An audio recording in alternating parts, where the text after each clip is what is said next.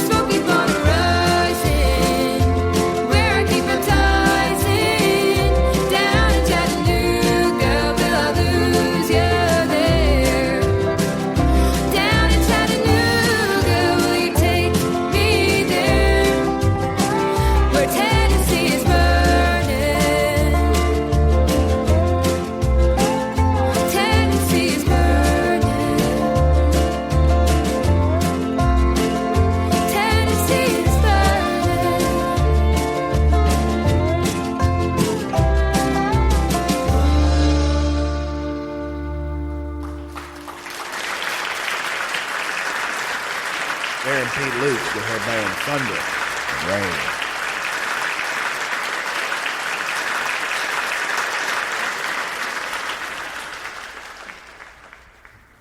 I was leaving Birmingham at about 3 o'clock in the morning.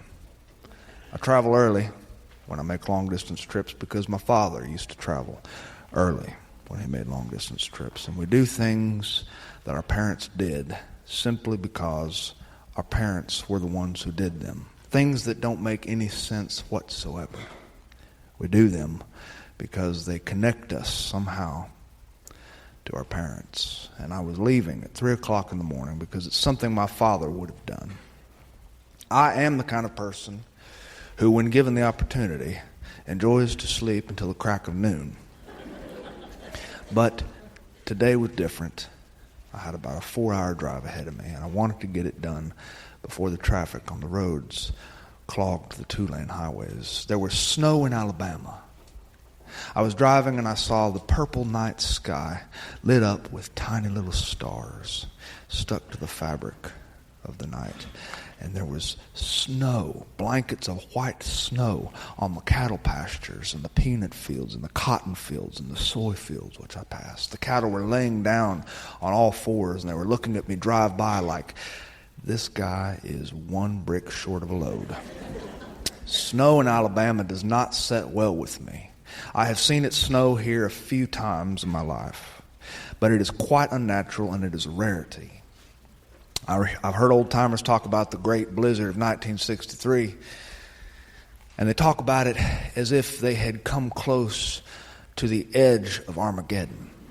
In other parts of the United States, preachers like Pentecostal preachers, Methodists, Baptists, and even Baptist-Costals, or that one denomination that doesn't allow any music produced by an instrument inside their walls. When they talk about hell and the end of days and Armageddon and the book of Revelation and the lake of fire, there is always terminology which refers to heat and flames, where the worm dieth not, where there's weeping and wailing and gnashing of teeth. And the lake of fire is reserved for any child who has ever participated in a game of poker after school. Hell is not fire and heat, it is snow.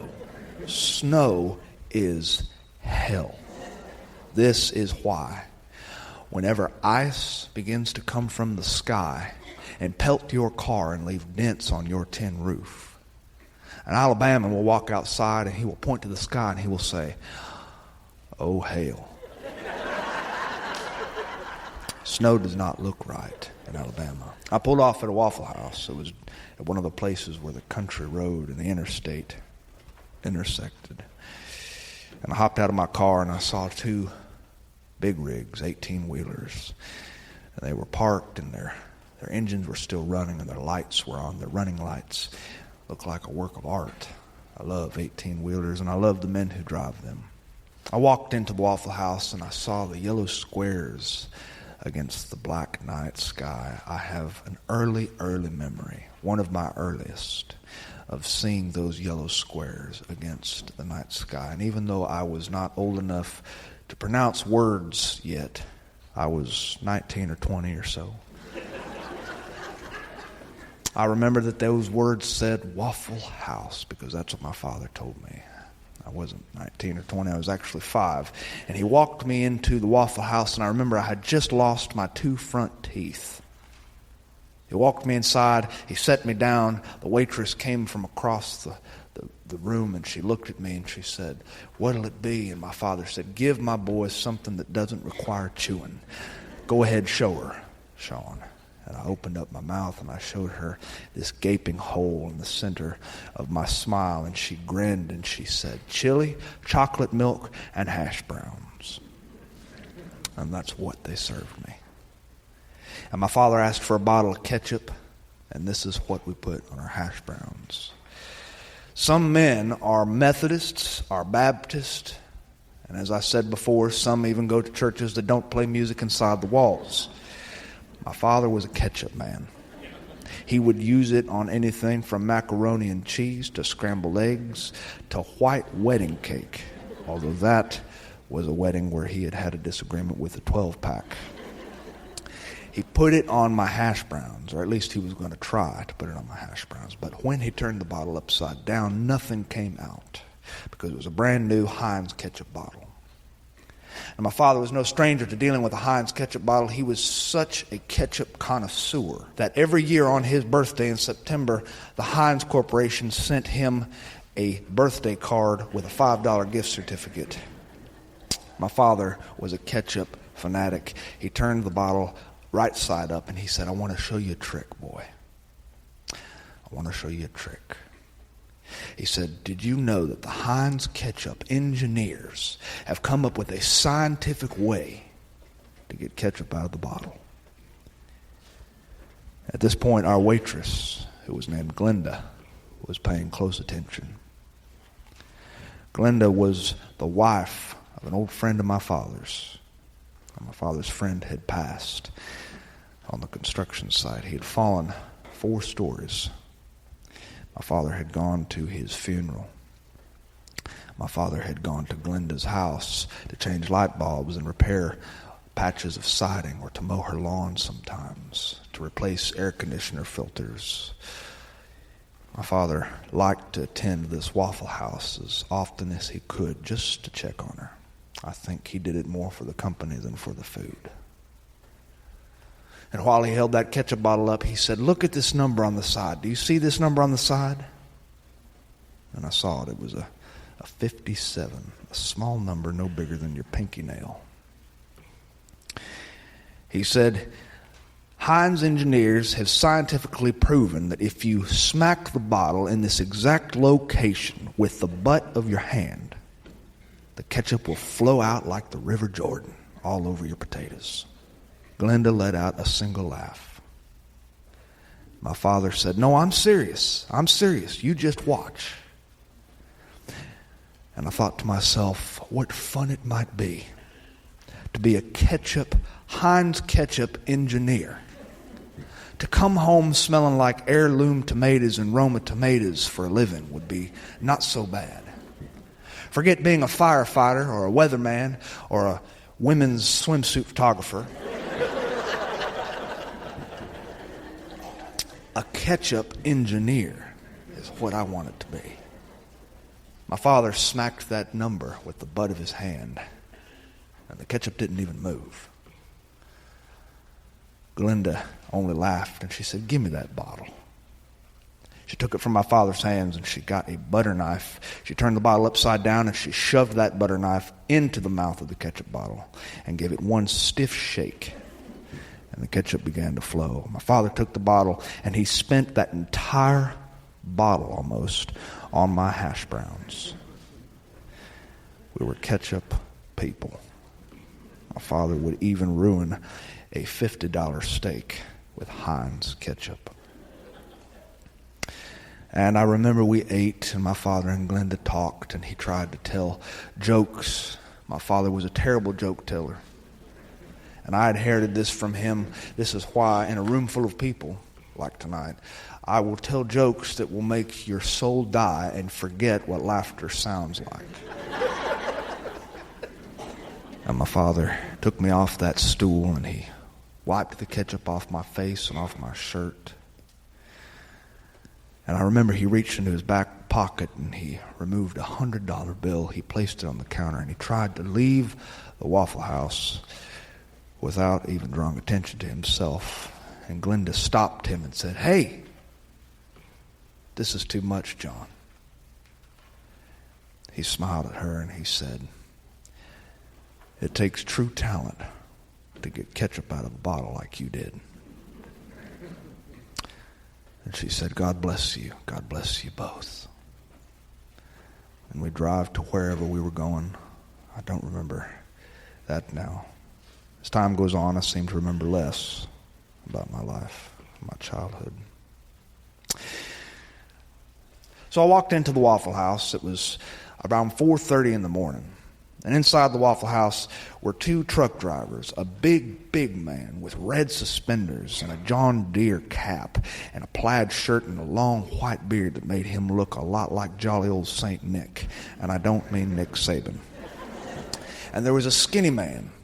To his left, the skinny man had big ears and skin like shoe leather, and he also had a plaid shirt tucked in with a belt buckle, and his boots were resting on the bar beneath the counter, and they were talking to this waitress, telling her what they wanted for breakfast. And in the corner of the restaurant were 2 young people who were wobbling while they ate, and I recognized that wobble. They were dead drunk, or as my father would have called them, half tight. I sat at the bar, and the woman behind the counter was small and slight, and she had old-looking skin and wiry hair, and when she spoke, it sounded like a pack of unfiltered camels. She said, "I'll be right with you. I'll be right with you." And she was taking these men's orders and writing them down, and as soon as she finished, she walked over to the flat-top grill, and she began cooking. And one of the men asked, he said, "Where's the cook today? Are you here all by yourself?" She said, "Oh, he came down with the flu." Hadn't you heard? Most Alabama has the flu. The governor even declared a state of emergency. The slender man with the big ears said, "My God, the flu, snow, a state of emergency? What's happening to Alabama?" She cooked up their breakfasts in no time flat. She knew exactly what she was doing. Here, I thought to myself, is a woman who knows how to fry an egg. I have said it before, I will say it again. There is a right and a wrong way to fry an egg. Young people today fry eggs in skillets that are coated with this plastic thing called Teflon. It's something that I believe is made out of recycled tire rubber. And they spray it all over these cheap $1 skillets that you buy at the dollar store. You take it home and you spray it with Pam. I don't know what Pam is or who she is, but I don't believe she has any business on a fried egg.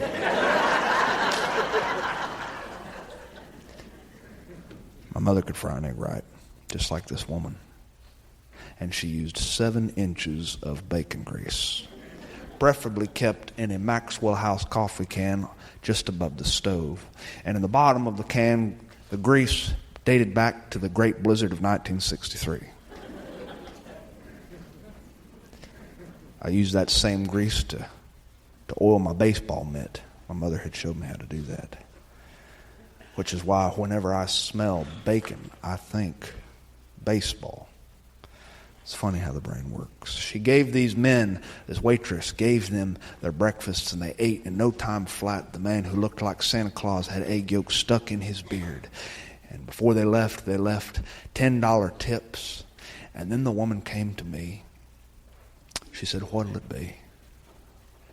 And I said, "I saw you fry them eggs. I'd like 3 eggs over medium, a few strips of bacon, some toast, and hash browns." She said, "No problem."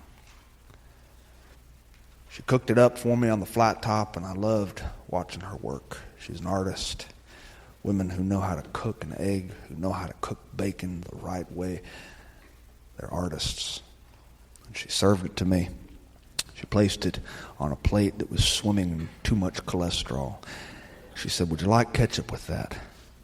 I said, "Oh, you bet." She placed a bottle in front of me, and I held it up to the light. I unscrewed the cap, and I tried to pour it on my hash browns. Nothing came out. So, because I come from a long line of men who do things just to do them, even though they do not work, I took the butt of my hand and I smacked it on the number 57, which is just on the crest of the bottle. And nothing happened. My waitress looked at me and she said, "What are you doing?" She took the bottle from me and she turned it upside down and she shoved a butter knife up the mouth of the bottle, and the ketchup flowed, and it flowed all over my potatoes and made them look like they belonged in an R-rated movie. I remember what my father would sing at breakfast time when his potatoes were covered in ketchup. He would sing, "Would you be free from your burden of sin? There's power in the ketchup, power in the ketchup." My mother would smack him because it was blasphemy to defile a hymn like that. The waitress said, "That's how you do it. You don't bang your hand on a ketchup bottle. You use a butter knife." And this woman and I got to talking. She's from North Alabama. Her husband died when she was a newlywed. She had 2 kids with him, one before marriage, one just after marriage, and he passed in an accident on the highway. His car rolled several times down an embankment, and he drowned. And she was forced to raise her children without him. She worked 3 jobs. 3 jobs. And I thought about the time that my mother got her first job after my father passed. I remember her wearing a fast food uniform, a lot like this woman. She worked at a chicken joint. She was the one who deep fried the French fries. And this woman, the waitress at Waffle House, she told me about how she had tried so hard to make her children's lives beautiful. How she had taken them to Disney World once a year, even when money was tight, even if she had to put it on a credit card. She made sure she took them to Disney World. And they would camp in a tent because that was just about all they could afford. But by God, they did it. And they walked all over that park and they rode the rides. And they were some of the greatest memories of her life and her children's lives. She told me about how she worked very hard to put her daughter through college. Her daughter is a nurse now, a nurse in Birmingham. She has a granddaughter. The little girl is beautiful, and this old waitress shows me a picture of this granddaughter on her cell phone. Beautiful child. She told me about her son, who's in Albuquerque now. He joined the Air Force, and he has done well for himself. He got transferred to Albuquerque, and she talks to him twice a week. His wife is pregnant. They hope it's a boy. And this woman is proud. And today she's here by herself because her coworker has had the flu. A woman a lot like the woman who raised me. The same woman who I used to deliver newspapers with. The same woman who I would turn over my paycheck to. The same woman who knew how to fry an egg the right way. While I talked to the waitress, the young kids got up to leave. They stumbled to the door and they stood on the sidewalk in a minivan with the word taxi emblazoned on the side, came to pick them up. They piled into that van and they drove away. And I remember many times in my life being at a Waffle House under the influence of too much Budweiser and Miller High Life. And this woman said, "Is that all for you? Anything else?" And I looked at her face. I don't know her, but then I do know her. She's every hard-working woman that's ever lived. She's every good person who's done what hard times require of them. She is grit.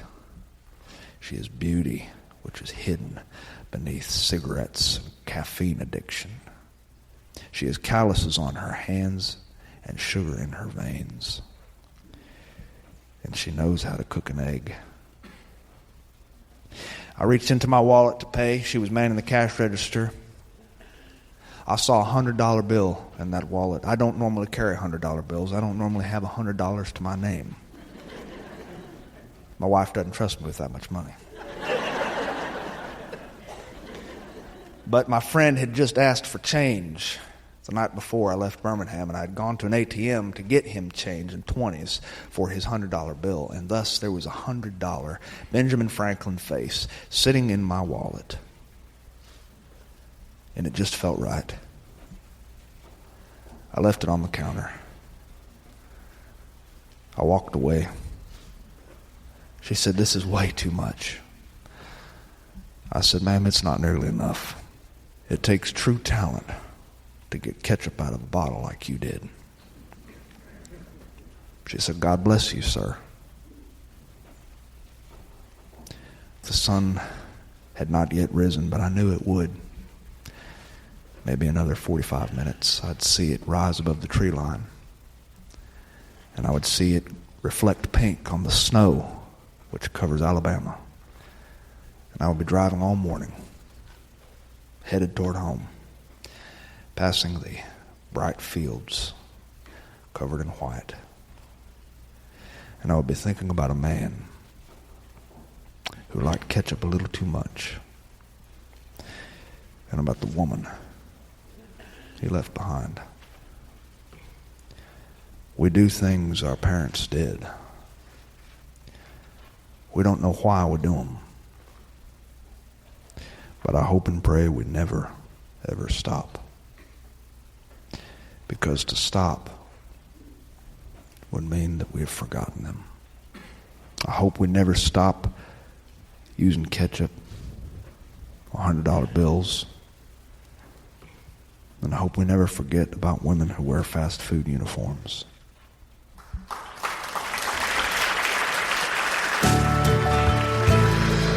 Thank Thanks for listening to Sean of the South. I've been your host, Sean Dietrich, and it has been a real pleasure. That music here behind me is Thunder and Rain.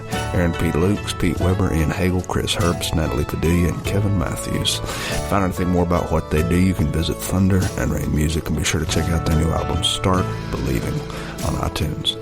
To find out anything more about what I do, you can visit SeanoftheSouth.com. And while you're there, I hope you drop me a line, because I love to hear from my friends. And speaking of friends, change is inevitable, except from vending machines.